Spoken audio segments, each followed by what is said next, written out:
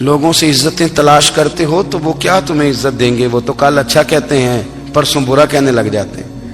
لوگوں کے سامنے گڈ بک میں آنا چاہو گے تو وہ تو سویرے تمہارے بارے میں کچھ کہیں گے، شام کچھ اور کہیں گے۔ اپنی روحانی زندگی آباد کریں، اپنے مسلح کو وقت دیں، اور دنیا سے چھپ کر، اس موبائل کو بند کر کے، اور اپنے آپ سے بھی چھپ کے اور تنہا ہو کے، چھپا کے سارا کچھ اپنے آنسو اپنے رب کی بارگاہ میں پیش کریں، اس کے حضور حاضری دیں۔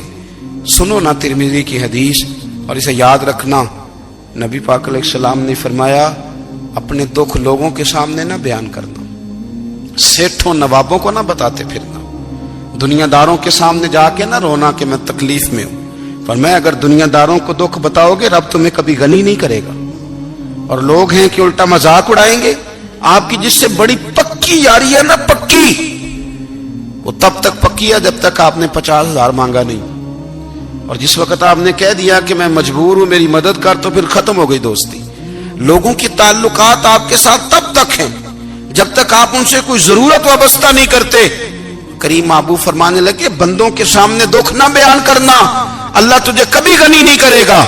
تو اپنے دکھ اپنے رب کو بتا، تو دعائیں مانگ، تو اس کی بارگاہ میں حاضر ہو، تو اس کے حضور عرض کر۔ فرمایا اپنے دکھ اپنے رب کو بتا، وہ جلدی کرے یا دیر سے کرے تجھے ساری دنیا سے بے نیاز کر دے گا، تجھے کسی کا محتاج نہیں رہنے دے گا۔ اپنے مسلح کو، اپنی دعاؤں، ایک بزرگ فرماتے ہیں میں نے دعا مانگنے کا طریقہ اپنی بیوی سے سیکھا، دعا مانگنے کا طریقہ اپنی، سیکھنے والے تو اپنے بچوں سے بھی سیکھ لیتے ہیں، سیکھنے والے تو ہر ایک سے سیکھتے ہیں۔ وہ کہتے ہیں میں نے دعا مانگنے کا سلیقہ اپنی بیوی سے سیکھا ہے۔ حضرت وہ کس طرح؟ فرمانے لگے میری بیوی نے نا مجھے کوئی کام بتایا، کچھ پیسوں کی ضرورت کے لیے کہا، تو میں نے اسے کہا کہ بھئی ابھی میرے پاس نہیں ہے، کچھ دنوں میں آتے ہیں تو میں دے دوں گا۔ عورتوں کی عادت ہوتی ہے وہ بار بار یاد کراتی ہیں، 2-4 دنوں کے بعد پھر اس نے کہا حضرت وہ میں نے کہا تھا کچھ پیسے، میں نے اسے کہا کہ ابھی میرے پاس نہیں ہے، کچھ دنوں میں ملتے ہیں تو میں تمہیں دے دوں گا۔ اس نے کچھ دنوں کے بعد پھر کہا حضور وہ میں نے کچھ پیسے کہے تھے۔ فرماتے میں نے ڈانٹ دیا، میں نے کہا کہ کیا تو روز مجھے شرمندہ کرتی ہے، کہا نا میرے پاس نہیں ہے، ہوں گے تو دے دوں گا، تو روز یاد کراتی ہے۔ فرماتے ہیں اس نے پہلے تو میری ڈانٹ کو سہا، پھر میرے سخت جملوں نے اس کی آنکھوں میں آنسو پیدا کر دیے، پھر اس نے اپنے آنچل میں اپنے اس دکھ کو سمیٹا، اور پھر اس نے ایک جملہ کہا تو میں رو پڑا، اور مجھے اپنے رب سے مانگنے کا طریقہ آ گیا۔ مجھے کہنے لگی حضرت جی آپ نے ڈانٹ دیا میں نے سہ لیا، پر آپ ہی میرے شوہر ہیں، بتائیں نا آپ سے نہ کہوں تو میں کس سے جا کے کہوں۔ فرماتے ہیں میں رو پڑا، اور میں کھل کے رویا، اور میں تڑپ کے رویا، اور پھر میری سسکیاں بند گئیں۔ تو مجھے کہنے لگی آپ کو کیا ہوا؟ میں نے کہا مجھے بھی دعا مانگنی آ گئی ہے، جب میں اسے کہوں گا نا اللہ تو ہی میرا رب ہے، میں تجھ سے نہ کہوں تو میں کس سے جا کے کہوں؟ میں کیوں کسی بندے سے سوال کروں؟ میں کیوں کسی دنیا دار سے کہوں؟ میں تیرے بندوں کا، نیک بندوں کا وسیلہ لے کے، تیرے محبوب کی غلامی لے کے تیری بارگاہ میں آئیں، تجھ سے نہ مانگوں تو کس سے مانگوں؟ سمجھ آ گئی ہے؟ جب میں اس رنگ میں مانگوں گا تو پھر رب میرے اوپر بڑا ہی فضل فرمائے گا، وہ میرے اوپر بڑی رحمت کرے گا، وہ میرے لیے آسانیاں کرے۔ عزیز دوستو ہم اس طرح کرنے لگ گئے ہیں کہ ہم نے نا اپنے تعلقات پر اعتماد کرنا شروع کر دیا ہے۔ میرے تعلقات بہت ہیں، ہم نے اپنی دولت پر اعتماد کرنا شروع کر دیا ہے، میرے پاس دولت بہت ہے۔ ہم نے اپنے علم پر، اپنی شہرت پر اعتماد کرنا شروع کر دیا ہے کہ میرے پاس فلاں چیز بہت ہے۔ یاد رکھنا جب بے نیاز اپنی صفت بے نیازی دکھاتا ہے تو بڑی بڑی دولتوں والے مجبور نظر آتے ہیں۔ بھائیو جب انسان کا رشتہ اپنے مالک کے ساتھ ہوتا ہے پھر تو غم بھی کچھ نہیں کہتے، پریشانیاں بھی کچھ نہیں کہتی، پھر تو زندگی صبر والی، پھر تو زندگی توکل والی، پھر تو زندگی بھروسے والی، پھر انسان اپنے آپ کو رسوا نہیں کرتا، دنیا داروں سے امیدیں اس کی ختم ہو جاتی، امیدیں اللہ رسول سے لگا لیتا ہے، مضبوط ہو جاتا ہے، مضبوط، طاقتور ہو جاتا ہے، خوددار ہو جاتا ہے، باوقار باعزت ہو جاتا ہے۔ حضرت بہلول دانا رحمت اللہ علیہ بیٹھے تھے تو ہارون رشید حج کر کے آ رہا تھا، تو رستے میں حضرت شیخ سے ملاقات ہو گئی تو السلام علیکم کے بعد کہنے لگا حضور کوئی حکم ہو تو بتائیے گا. تو حضرت بہلول دانا فرمانے لگے تیرا رب کون ہے؟ اس نے کہا اللہ. تو فرمایا میرا کون ہے؟ کہا اللہ. فرمانے لگے تو بڑا ہی بیوقوف ہے، کیا تو یہ سمجھتا ہے کہ رب ہارون رشید کو تو دے گا اور بہلول دانا کو بھول جائے گا؟ تیرا بھی وہی رب ہے، میرا بھی وہی رب ہے. اس نے اگر تجھے دے کے آزمایا ہے تو ہو سکتا ہے مجھے نہ دے کے آزما رہا ہو. جب اس کی حکمت کے تقاضے ہوں گے تو عطا کرے گا اور دے گا. تو جا اپنا کام کر. بھائی اپنی روحانی زندگی، اپنی عبادات، اپنے وظائف، اپنے روزمرہ کے معاملات، اپنی دعائیں، اپنا استغفار. دیکھو کوئی مشکل کام تو نہیں 2 رکوع ہیں سورہ واقعہ کہ اگر رات کو پڑھ لی جائے تو. میں کس طرح یہ بات بیان کروں کہ تعویذ بانٹنا آسان ہے اور وظیفہ بتانا مشکل ہے. سارا دن تعویذ بانٹیں تو لوگ لینے کو تیار ہیں، اور اگر آپ وظیفہ بتائیں تو کہتے ہیں تو مشکل کام ہے. او خدا کے بندے، اگر آپ کا تعلق قرآن پاک کے ساتھ مضبوط ہو، قرآن پاک کے ساتھ اگر آپ کا رشتہ ہو، لوگ سفارشیں ڈھونڈتے ہیں نا دنیا میں، کوئی تعلق مل جائے تو میرا کام ہو جائے. دنیا میں اتنا مشکل معاملہ ہے، آخرت میں مجھے بتائیے گا کتنا مشکل معاملہ ہوگا. میرے نبی پاک صلی اللہ تعالی علیہ وسلم نے فرمایا جو لوگ سورہ ملک پڑھا کرتے تھے نا، سورہ ملک، یہ سورت ملک قیامت میں ان کی سفارش کرے گی اور اس طرح کرے گی کہ کہے گی اے اللہ یہاں اس بندے کو جنت میں داخل کر دے یا مجھے قرآن پاک سے علیحدہ کر دے. تو رب فرمائے گا جا اس کا دامن تھام کے اسے جنت تک پہنچایا.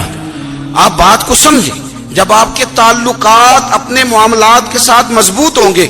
یہ نبی کریم نے وعدہ کیا ہے کہ تو سورت واقعہ پڑھ تیرے گھر میں فاقہ نہیں آئے گا. حضرت عبداللہ ابن مسعود رضی اللہ تعالیٰ عنہ بیمار تھے تو حضرت عثمان غنی رضی اللہ تعالیٰ عنہ تیمارداری کے لیے تشریف لے گئے اور جا کر کے کہا کہ آپ بڑے بیمار ہیں، آپ کی بیٹیاں زیادہ ہیں، میں چاہتا ہوں کہ خزانے میں سے کچھ مدد کروں. تو سیدنا عبداللہ ابن مسعود رضی اللہ تعالیٰ عنہ اٹھ کے بیٹھ گئے اور کہنے لگے امیر المومنین، اللہ آپ کو میری طرف سے، میری بیٹیوں کی طرف سے بہتر صلہ دے. میری بیٹیوں کو کسی خزانے کی ضرورت نہیں، میں نے انہیں خزانہ دے دیا ہے. کہا جناب آپ نے کون سا خزانہ دیا ہے، میں آپ کے مالی معاملات کو جانتا ہوں. تو فرمانے لگے امیر المومنین، میرے نبی کریم نے فرمایا ہے جو سورت واقعہ پڑھے اسے کبھی فاقہ نہیں آتا.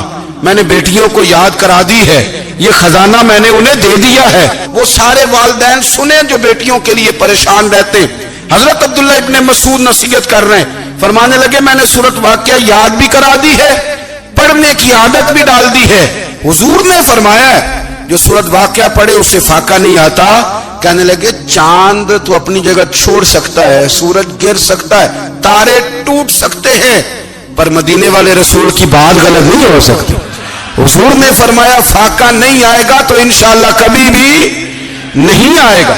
کرنے کا کام یہ ہے کہ ہم اپنے معاملات، اپنی عبادات، اپنی دعائیں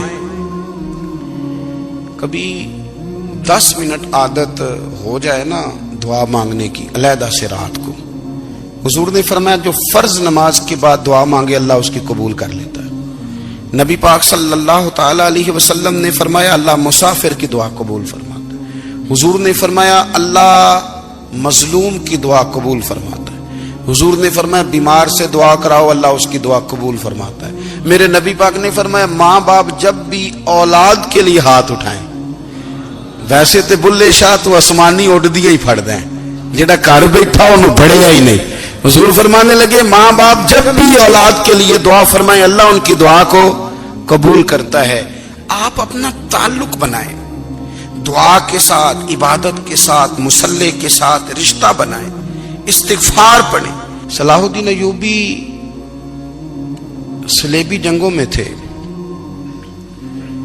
رات کو مسجد اقصی میں نماز پڑھی تو پریشان تھے.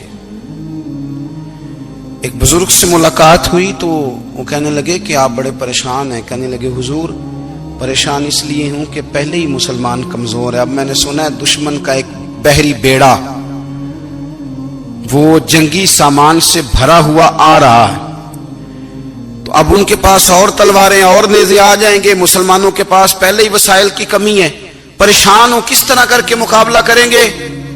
یہ بات کہتے ہی صلاح الدین ایوبی نے بزرگوں سے کہا حضور آپ بھی دعا کرنا، دعا کی بڑی طاقت ہے. میرے نبی پاک نے فرمایا دعا مومن کا ہتھیار ہے. دعا مومن کا، دعا مومن کا.